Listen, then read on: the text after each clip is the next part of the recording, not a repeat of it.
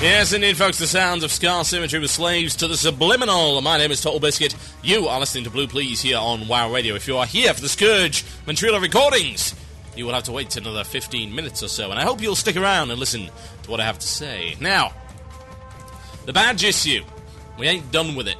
We're not going to be done with it. It's the single most controversial change in patch 3.2, and indeed, from what I can tell, the single most controversial change in Wrath of the Lich King so far. Understandable. Last week, we espoused 15 separate reasons why it was a terrible idea. If you didn't understand those 15 separate reasons, which apparently some people didn't, then I'm sorry, I'm going to have to go out of my way and call you thick. It's as simple as that. Now, what we will do, however, is talk a little bit about it today and be a little bit more rational. Not that the last week's rant wasn't rational, it was just also very raw. Rational and raw, as in rational, as I like to call it. Yes. When you're being rational, some people mistake it for simply shouting a lot, but they would, of course, be mistaken. It is rationality hidden in raw. It's a disguise. Some kind of doppelganger, as it were. Now, I was thinking about this, and I was thinking about Blizzard's justification. It's like two-line justification for this change. Its two-line justification for this change was it wanted to close the gear gap, right? Now, there are three kinds of raiders who would benefit from this change. The first kind is the new raider. The reason the new raider would benefit, well, obviously he gets access to gear quicker than he otherwise would. And the reason why this is a potentially positive idea is because at the moment there aren't that many guilds running through Naxxramas, and there aren't all that many pubbies, indeed, running through Naxxramas. Not entirely surprising. I wouldn't want to run through Naxxramas. I would actually rather jump off a bridge at this point than run through Naxxramas ever again. The second kind of player is the undergeared raider. Now, the undergeared raider, we're talking about a guy who is undergeared through things which are not really his own fault. Like, for instance, an alt. Yeah, alts are generally undergeared. Also got players who, say, have recently returned to the game or taken a hiatus and therefore have lagged behind. Yep, there's another group of players. We've also got ones who have just had bad luck, or perhaps couldn't raid at the times that the other guilds on the server raided at, couldn't put it into their schedule. Who wanted to try and were willing to do the work, but were just unable to for whatever reason. Yeah, that's the second category. Now, the third category of people that benefit from this change, and I believe this is the majority, are the bad players. Yeah, these are the guys who actually can't get Conquest, Tier 8.5, and indeed Tier 9 level gear, because they're too terrible in order to do it. Now, these players, of course, should never ever be catered to in a million freaking years. And the reason these players should not be catered to in a million freaking years is a question of basic parenting. Yeah? Basic parenting, basic teaching method is that you do not positively reinforce bad behavior. Yeah? Ever.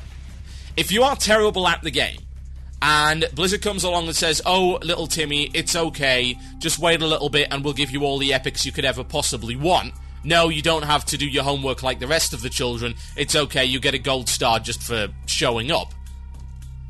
That's a terrible way to treat your player base. And yes, actually, a large proportion of the WoW player base are children, and a large proportion of the player base are man-children. Yep, people who are just either socially inept or just plain not grown up. Yeah? They have a sense of entitlement that is magnified by the fact that they have anonymity and they're on the internet, and people's traits tend to get exaggerated on the internet. They become unfettered. Yeah? Now, I do not believe that in any way, shape, or form it is a good idea to reward bad players. Because that's just stupid. Do I really have to explain to you? You guys are not idiots, right?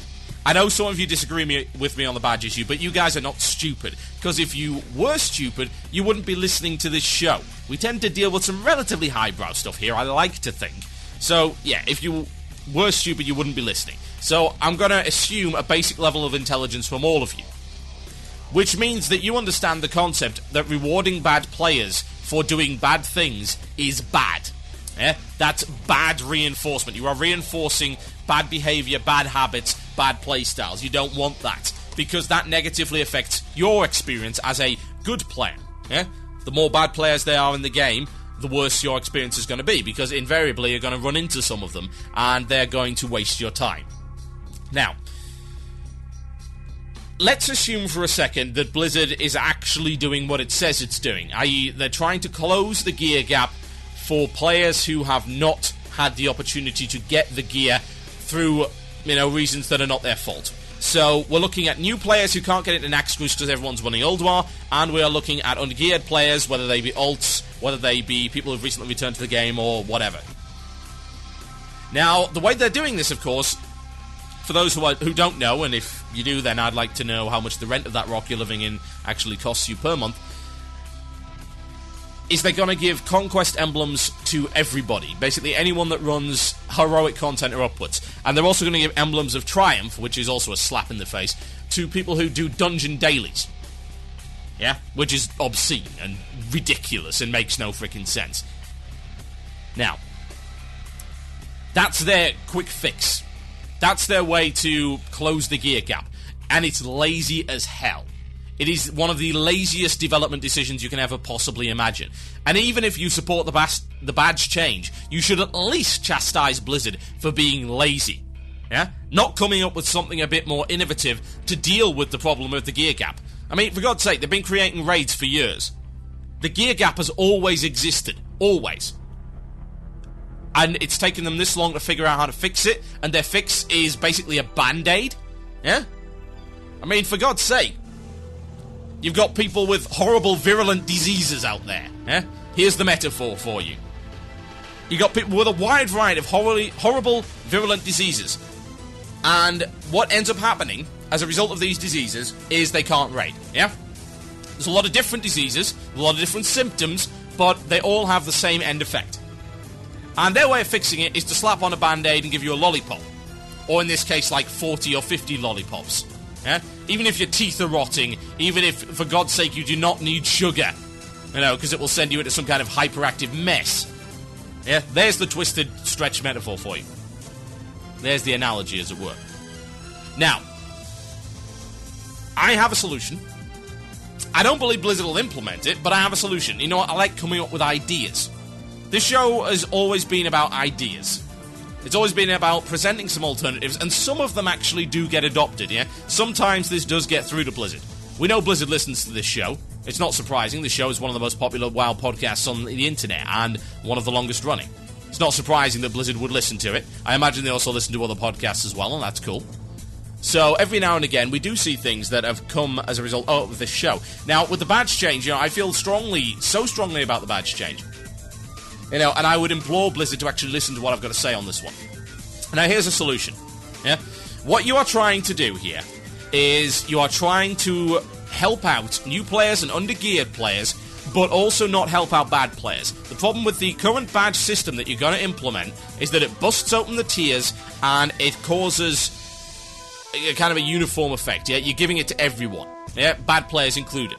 Now, if you want to avoid giving good gear to bad players and yet close the gear gap at the same time, then this is what you got to do. Nobody wants to go back into Naxxramas, right? That's an established fact. Naxxramas sucks. So, there's been you must have seen all of the negative criticism of the way that you basically ruined Naxxramas. Eh? I was one of the people that said Naxxramas is freaking terrible this time around, and of course, I was proven right. Some people said, oh, well, blah, blah, blah, you just elitist, blah, blah, blah. It'll be fine. And of course, it wasn't. They ran it for 2 weeks and then shut up. That's just the way of it. There's a shocker. Now, what you need to do is this. You have to make a distinction between the bad players and the new players, i.e. the new raiders, the recently 80, and the undergeared. Now, how you can do this is quite simple. You have to make a skill barrier. You have to segregate via skill and via the ability to listen and do your job properly.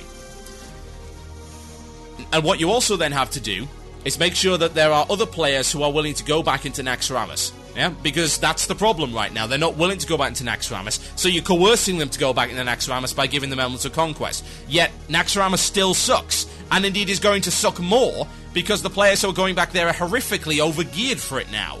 And it was already easy to begin with. Now it's even more so. That means it's a snore fest. It's a face roll. No one wants that.